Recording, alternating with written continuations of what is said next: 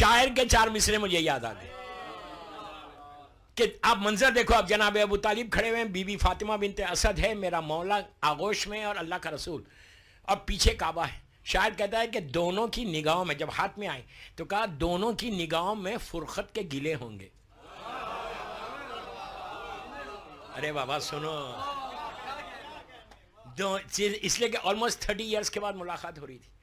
دونوں کی نگاہوں میں فرقت کے گلے ہوں گے، تکمیل تبسم کو جب ہونٹ ملے ہوں گے.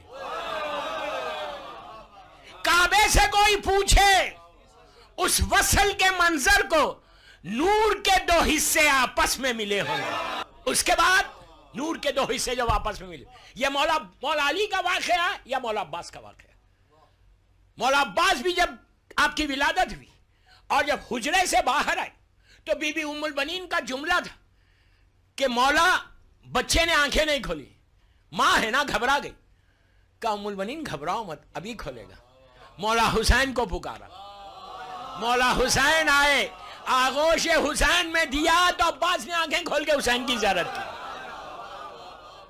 یہ صرف سعادت مولا عباس کو ملی کہ دنیا میں آ کے پہلا چہرہ جو دیکھا مولا حسین کا چہرہ دیکھا.